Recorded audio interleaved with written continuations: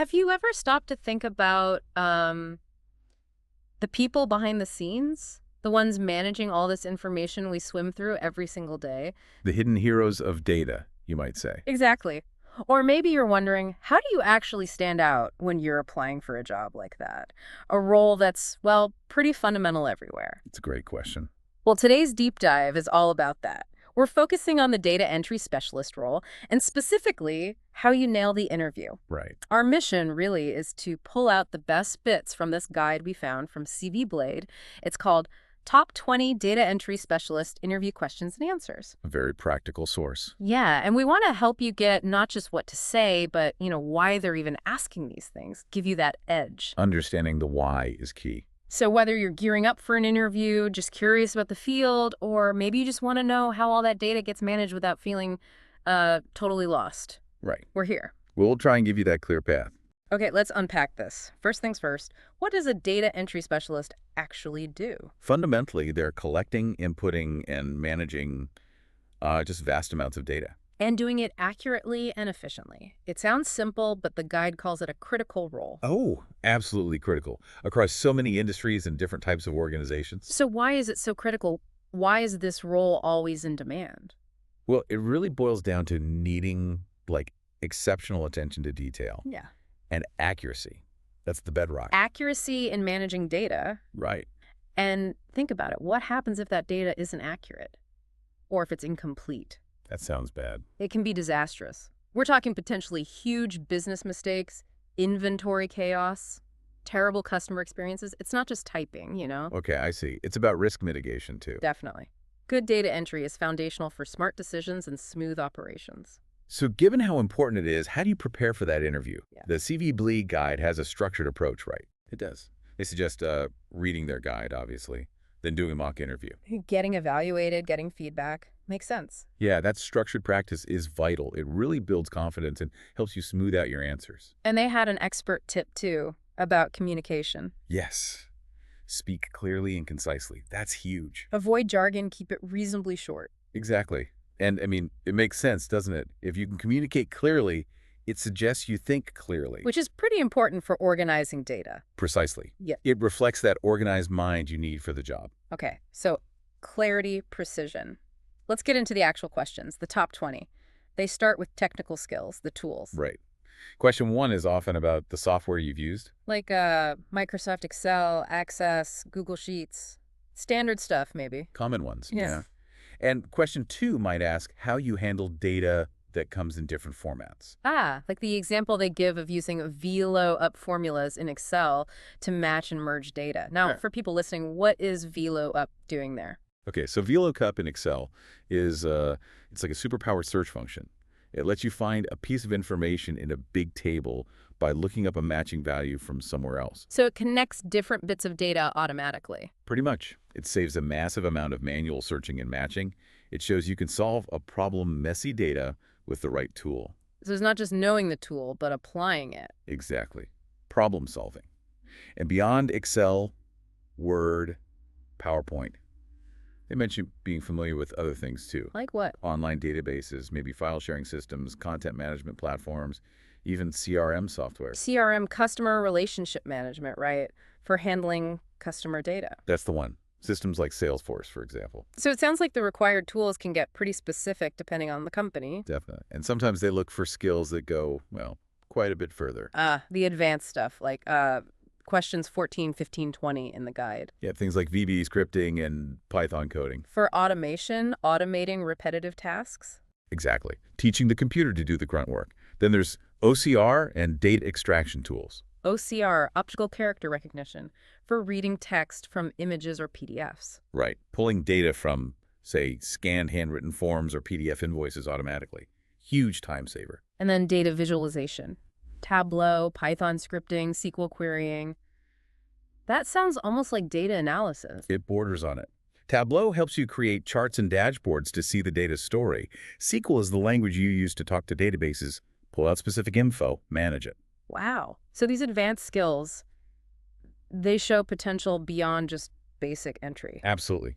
It signals you can add way more value, automate things, maybe do some initial analysis, turn that raw data into something the business can actually use. Okay, so we've got the tools. But you said accuracy was the bedrock. Let's talk about that quality assurance. Right. Super important. Question 3, for instance. How do you ensure data accuracy and completeness? And you talk about like double checking your work, investigating anything that looks off. Yes. And question 9 is about avoiding simple typing errors, using spell check, maybe other built-in formatting checks, little things that add up. It's all about data quality being paramount. Totally. And a good answer for question 7 would detail the procedures you follow. Like having a strict quality management system, following specific protocols. Yeah, checking accuracy systematically, Yeah. identifying and fixing errors promptly, doing regular quality spot checks. What about question 12 on data validation and data entry controls? What does that mean? That's about building checks into the system, like setting up a field so it only accepts numbers, or making sure a date is in the right format as you type it. Ah, so catching errors before they even get fully recorded. Smart. It's crucial for mitigating errors right at the source. And it's not just about putting data in correctly, but also fixing existing messy data, right? Question 8. Exactly.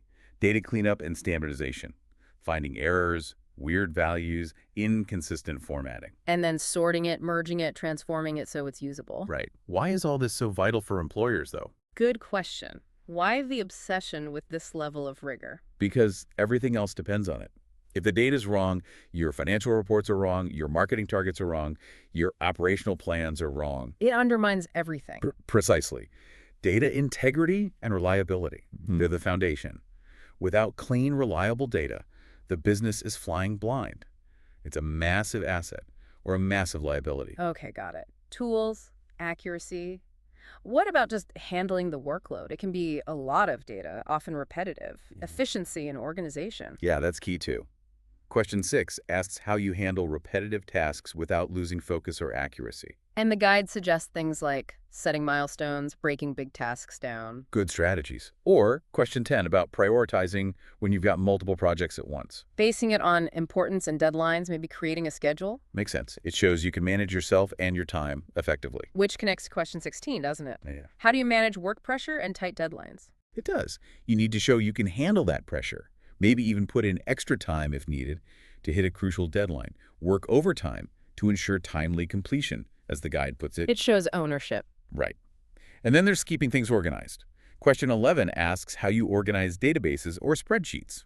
Using standardized naming conventions, labeling things clearly, creating a logical structure. All good practices. Makes data easier for everyone to find and use later. Plus, question 19 mentions Excel pivot tables. How do they fit in? Pivot tables. They're fantastic for quickly summarizing and rearranging large amounts of data in Excel. Without messing up the original data. Exactly. You can slice and dice it, look at it from different angles, spot trends. Really helps analyze and organize things flexibly. So it's about being proactive in keeping order. Yeah. Which directly impacts how easily people can find and trust the data later. Good organization saves time and prevents errors down the line. Okay, beyond the technical side, there's the human element. Professionalism, adaptability. Question 5 seems huge. Data confidentiality and privacy. Absolutely critical. You have to show you understand the importance of handling sensitive data securely. Following all the company policies and procedures. Yes. And the underlying question there is really about trust, isn't it? Why is trust so vital here? Because you're handling potentially sensitive stuff, customer details, financial records, internal company secrets. A breach isn't just an error. It can have huge legal, financial, and reputational consequences. So they need to know they can trust you implicitly. Without a doubt, adhering to those standards is non-negotiable. And things change, right? Tools update. So question 13 asks how you stay informed. Good point. You need to show you're proactive about learning. Attending training sessions, reading relevant articles and blogs, maybe doing professional development courses. Exactly. It shows you're committed to keeping your skills sharp in a field that, well, it does evolve. Finally, what about personal qualities? Question 18 asks, what helps you excel? The guide highlights the big 3: attention to detail, organizational skills, and communication skills. We've touched on all those. And question 17, being comfortable with accuracy and speed targets. Yeah, showing you can perform consistently under those expectations. These aren't just buzzwords then. Not at all. They're the pillars. Detail for accuracy, organization for efficiency, communication for collaboration, and clarity. They all work together. Okay, we've had a lot of the specific questions. Let's zoom out. CV Blade also gives broader interview tips. Right, beyond just the Q&A. First up, research potential employers. Really understand their mission, goals, values, products. Even check out reviews on Glassdoor for the culture. Why is that research so important? Connecting it to the bigger picture. It shows genuine interest. You're not just looking for a job, you're interested in this company. It really helps you tailor your answers, show how you fit their needs. Demonstrates alignment. Got it. Then practical stuff. Like brush up on your typing and data entry accuracy. Maybe do an online test. And know your way around a computer. The basic software we mentioned, maybe databases, file sharing. It's funny, even now, those fundamental skills, typing speed, accuracy, they're still so important. The baseline. Absolutely. And they say, prepare for behavioral interview questions. Ah, yes. The tell me about a time when questions. How you prioritize tasks, handled a challenge, maintained focus. Those require specific examples from your experience. And maybe obvious, but dress appropriately.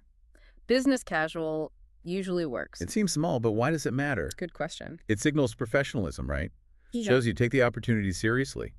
Respect for the interviewer, the company, first impressions count. Definitely. And one last big tip, avoiding a common mistake. Which is? Not relating your skills to the job. Ah, yes. Don't just list what you can do. Show how it helps them. Use examples that directly tie your skills back to what they need in the job description. Make that connection clear. Crucial advice. Wow. Okay, we've really taken a deep dive today, pulled apart what it takes to do well in that data entry specialist interview, using the CV Blade guide as our map.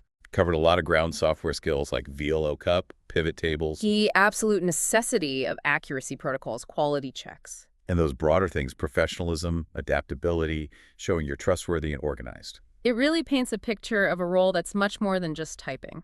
It truly is. So here's something to think about as we wrap up. Technology is always moving, right? We've got AI getting better at processing data. A very relevant point. So looking ahead, say 5 or 10 years, what do you think will be the most valuable human skills for someone in this kind of role? The things machines maybe can't replicate easily. That's interesting. Could it be that the soft skills, we talked about the communication, the problem solving, the judgment, the ability to handle ambiguity become even more critical than they are now? What's your take? Something for you all to ponder.